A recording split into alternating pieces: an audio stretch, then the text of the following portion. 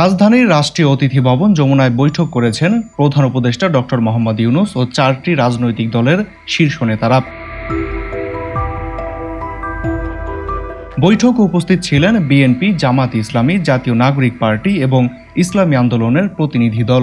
সূত্র জানায়, বৈঠকে আলোচনার কেন্দ্রবিন্দু ছিল উত্তরা মাইলস্টোন স্কুলে যুদ্ধবিমান বিধ্বস্তের ঘটনা, দেশের সাম্প্রতিক রাজনৈতিক পরিস্থিতি এবং জুলাই সনদ। বৈঠক শেষে কথা বলেন জামাতের নায়েবে আমির আব্দুল্লাহ মোহাম্মদ তাহের ও ইসলামী আন্দোলনের যুগ্ম মহাসচিব গাজী আতাউর রহমান। তাহের বলেন, নিহতদের জন্য শোক প্রকাশ করছি, আহতদের সুচিকিৎসা এবং পরিবারকে সহায়তার কথা বলেছি সরকারকে। আইন শৃঙ্খলা রক্ষায় আরো কঠোর হতে হবে। গাজী আতাউর রহমান জানান, গুজব ছড়িয়ে পরিস্থিতি ঘোলাটে করার চেষ্টা চলছে। সচিবালয়ে বারবার হামলা কেন হচ্ছে তা তদন্ত জরুরি। নির্বাচনের আগে কঠোরভাবে সব পরিস্থিতি নিয়ন্ত্রণে আনার পরামর্শ দিয়েছি। বিএনপি ও এনসিপির পক্ষ থেকে বৈঠক শেষে গণমাধ্যমে কেউ বক্তব্য দেননি।